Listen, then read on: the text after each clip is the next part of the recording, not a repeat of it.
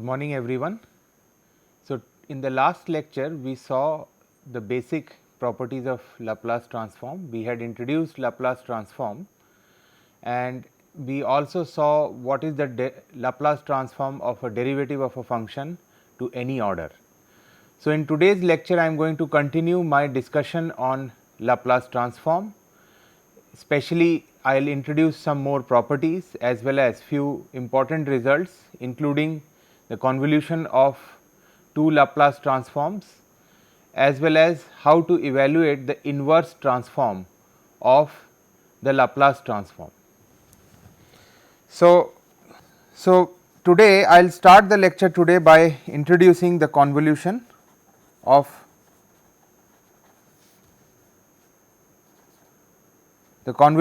the Laplace transform, and let me just right away introduce the property by introducing a result in the form of theorem. So, I call this as my convolution theorem,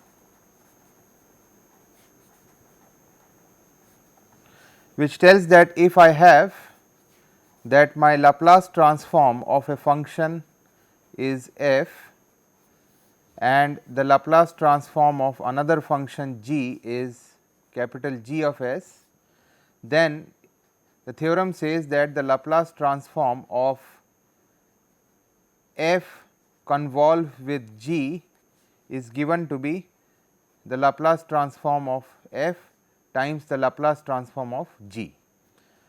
So, which means, so without proving this result, I just want to highlight. So, what that this result means the following.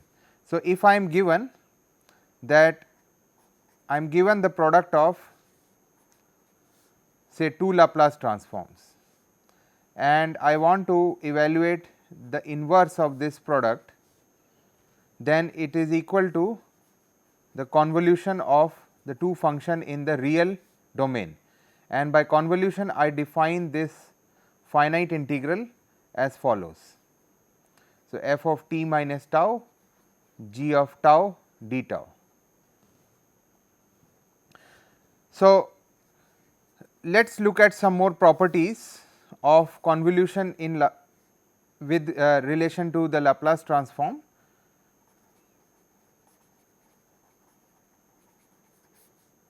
So, the first property says that the order of the convolution does not matter. So, which means that if we were to convolve g with h and then convolve with f, it is the same as convolving f with g and then with h.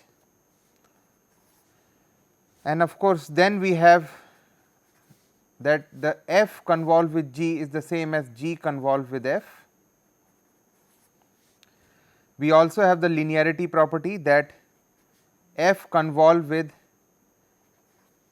a g plus let us say a linear combination of g and h. So, these are my a and b are my scalars, which is also equal to a times f convolved with g plus b times f convolved with h. So, the linearity is preserved in the convolution operation. So, then I can always say extend this result. Let us say that I have f convolved with a scalar multiple times g. So, again a is a scalar. So, I can always have that this is also equal to the scalar can be shifted. So, it does not matter in which integral the scalar comes in, and this is also equal to a times f convolved with g. Then we can continue this process. Let us say I have the convolution of n functions here, let us say f1, f2 all the way up till fn, and I want to evaluate the Laplace transform of this convolution of this series of function. So, then that is equal to the product of the individual Laplace transform. Okay. So, in particular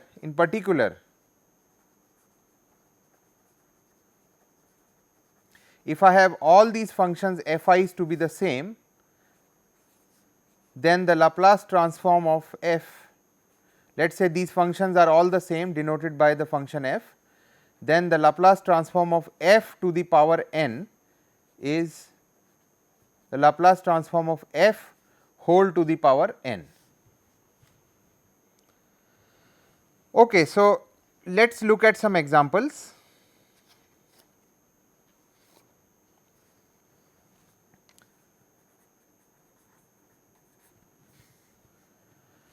So, I want to find the convolution of, to begin with, how to apply this convolution. I am going to show you a relatively straightforward example. So, I have two functions, one is given by this f of t equal to 1, the other one given by this function form, one convolve with a by 2 e to the power minus a square by 4 t by square root pi t cube. So, then if I were to use the convolution formula, so this is my f and this is my g. So, then the convolution tells us that this is equal to f t minus tau g tau d tau. So, which means if I were to write this by replacing the corresponding functions, I get the following integral. So, I get a by 2 square root pi e to the power negative a square by 4 tau divided by tau cube square root whole square root d tau. So, then this integral becomes, I can pull out my constants outside the integral, and let us say I can always choose another variable x to be, let us say, this power of the exponential square. So, let us choose x to be a by 2 square root tau. So, that means that my exponential becomes the following form, the following simple form, and then after substitution my integral reduces to the following. So, notice that the limits changes from, so at 0, at tau equal to 0 I get an infinity, and at tau equal to t I get the number a by 2 square root t, and then of course the differential element is going to bring out a negative sign which will reverse the order of integration. So, notice that I can also write this, well, and a also gets cancelled as well. So, I get a 1. Well, so instead of what I get is, let me just rewrite this. So, I get after substitution 1 by a and 4 by the following. So, a by 2 square root t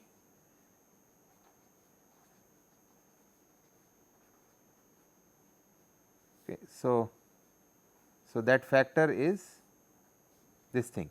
So, after all the simplification I get that this is also equal to the following constant, and let me now just break this integral down into two halves. So, this part from 0 to, say, from this value to infinity. So, I can always write this thing as the integral from, let us say, from 0 to infinity minus from 0 to a by 2 square root t. Okay. So, then notice that the integral from 0 to infinity, this integral, that can be immediately evaluated, and that is also equal to, that can, here in this case this becomes a 1. So, what I get finally is the the following answer. So, this is 2 by square root pi 1 minus integral 0 to a by 2 square root t e to the power negative x square dx. So, notice that as I have defined earlier, there is a function so called the error function of x, which is defined as from 0 to x e to the power negative t square dt. So, this is my error function of evaluated at this argument value. Okay. So, finally, notice that this is also equal to this constant 1 minus the error function of this argument, or I call this 1 minus the error function. Notice that 1 minus the error function of x becomes from this integral changes from x to say from x to infinity of the argument, or I also call this function as error function complement. So, this is my, so let me just write down the final answer. So, I get that this value is square root pi 1 minus the error function of this argument, which I call this as the error function complement of this argument. Okay. So, let us now continue and look at one more example.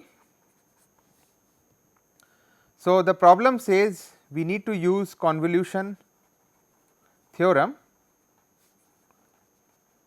and using the theorem I need to prove the following result. So, I have that this coefficient B m n is equal to gamma of m times gamma of n divided by gamma of m plus n, where the coefficient B m n is given by this integral 0 to 1 x to the power m minus 1 1 minus x to the power n minus 1 dx, and my gamma function, the gamma function of m is given by integral 0 to infinity t to the power m minus 1 e to the power minus t dt. Okay, and in this case I choose my m to be positive. Okay. So, notice that if I were to choose my f, so if I were to choose my function f to be this value t to the power m minus 1, and of course, m is positive, and I choose my second function g to be t to the power n minus 1, then the Laplace transform of f, let us denote it by capital F, is using my Laplace transform properties for polynomials. I get that this is equal to gamma of m by s to the power m. Now, the gamma of m reduces to m minus 1 factorial if m is an integer, and the other one g of s, which is the Laplace transform of g, that reduces to gamma of n by s to the power n.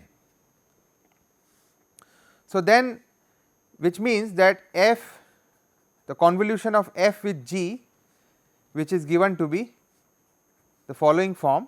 So, f and g are these functions. So, I just utilize them here. So, this becomes t minus, so let me just say that, well, it does not really matter where we use tau or where we use t minus tau. So, I am going to use t minus tau in g, the form and I use my tau in f. So, d tau, and this is Laplace inverse of the product f with g. So, the product f with g on the right hand side will give us the inverse transform of gamma of m times gamma of n divided by s to the power m plus n. Okay. So, we see that this is also equal to, well, let me just go on to the other page now. So, what I have seen is f convolved with g, which is given to be this integral tau of m minus 1 t minus tau of n minus 1 d tau is gamma of m gamma of n Laplace inverse of 1 by s to the power m plus n. Now, we see that the Laplace inverse is the corresponding polynomial of this value is the corresponding polynomial t to the power m plus n minus 1 divided by gamma of m plus n, which is m plus n minus 1 factorial. Okay. So, and on the other end we see that what we have got is the following. So, this is tau to the power m minus 1 t minus tau to the power n minus 1 d tau is equal to gamma of m gamma of n divided by gamma of m plus n t to the power m plus n minus 1. Okay. So, we are just one step after this. If we put t equal to 1 above, I am going to get the expression that this is from 0 to 1 tau of m minus 1 1 minus tau of n minus 1 d tau, which is gamma of m times gamma of n divided by gamma of m plus n, and that is my required result. Okay. So, next we look at some. So, before moving on, I need to just introduce one more result again without proof, this time again. So, the result says that if I have that the function, I am given a function which is of exponential order, this following definition has already been introduced in one of my earlier lectures. So, if f of t is of exponential order, so as in the limit t going to infinity, then the Laplace transform of f, which is this integral e to the power minus s t f of t dt is uniformly convergent. Now, I am going to need this result especially when I have to evaluate the Laplace transform at some limiting values of s. Let us say s limit s tending to infinity or s tending to 0. So, this fact comes quite handy when taking those sort of limits. So, just people who are a bit more curious, I will just mention that the proof follows by our so called Weierstrass theorem, the Weierstrass test. So, please try to attempt the proof of this, and so this result is going to be used in one of my later examples. So, moving on. So, I have seen the Laplace transform .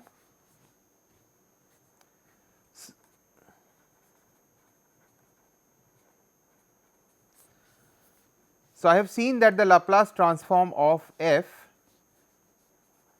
given by this capital F is given by this integral.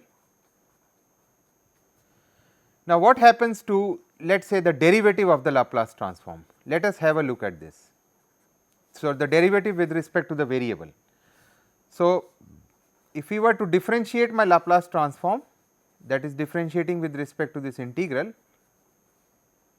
of the integral with respect to this variable s, I can always take this integral, this derivative inside the integral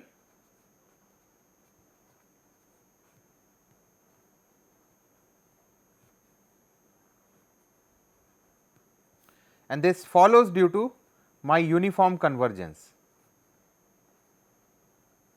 follows due to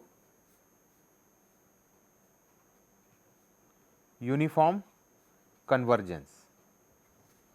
Okay. So, if I take the derivative, I am going to get that this is minus t e to the power minus s t f of t dt, and this is integrated again from 0 to infinity. So, what I see that this integral is nothing but the Laplace transform of minus t f of t. Okay. So, let me just simplify this further. So, this becomes the following. So, let us look at one example. So, if I have, well, I have few, let's look at the general scenario first, the general situation. So, let us say moving on, if we were to find the second derivative of the Laplace transform. So, the second derivative in the same fashion is going to come out to be minus 1 to the power 2 the Laplace transform of t square f of t, and if we were to extend this result, the nth derivative of the Laplace transform becomes minus 1 to the power n L of t to the power n f of t dt. Okay. So, just let us see some quick examples of this property.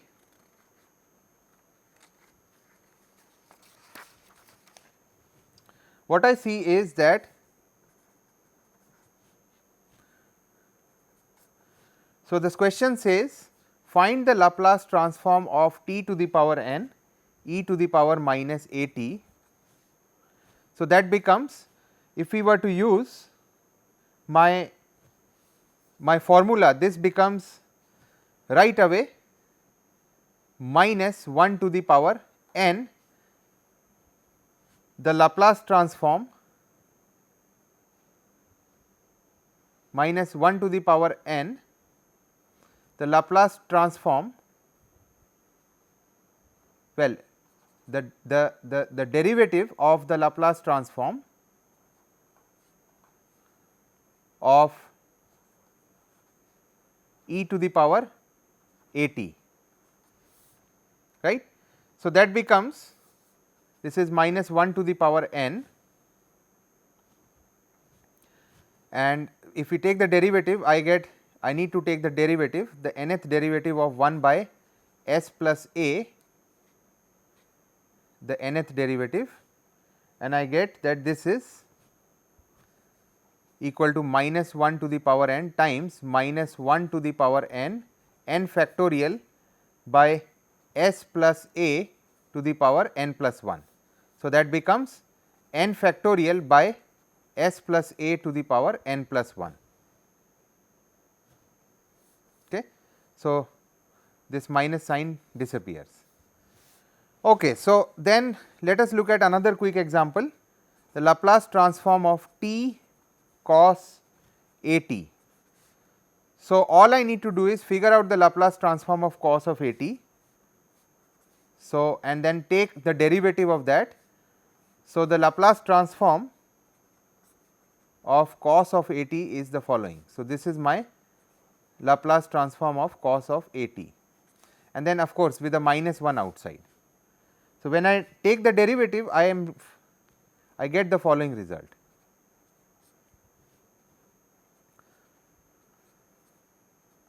So, notice that one way to find the Laplace transform of this function is to use the standard definition, and that definition will then involve integration by parts. But then the other way to utilize this Laplace transform is via this derivative formula. Okay.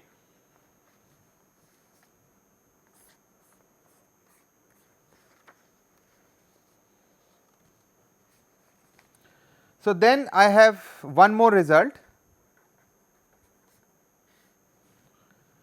If I have my Laplace transform of f of t equals f of s, then the Laplace transform of f of t by t equals the integral from s to infinity the Laplace transform integral.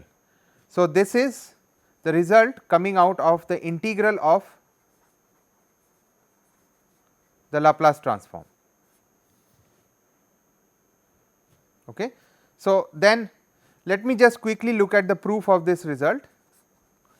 So, notice that my Laplace transform of f of s of f is given to be equal to integral 0 to infinity e to the power minus s t f of t dt.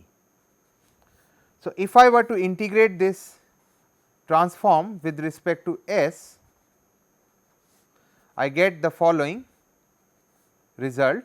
I on the right hand side I have two integrals, one with respect to s, the other with respect to t, and notice that I am going to interchange my integrals from 0 to infinity f of t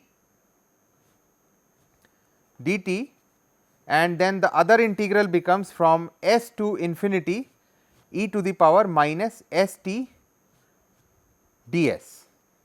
Okay.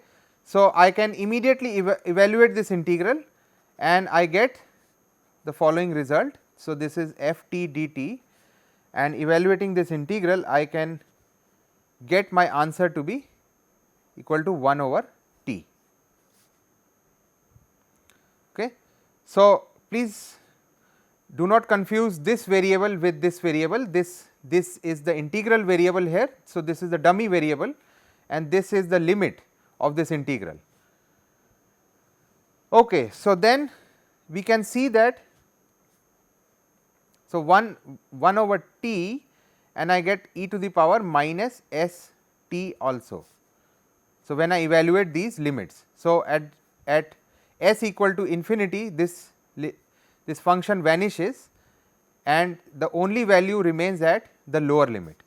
So, I get that this is also equal to from 0 to infinity f of t by t e to the power minus s t dt, which is also equal to the Laplace transform of f of t by t. Okay. So, that is another useful result that we have.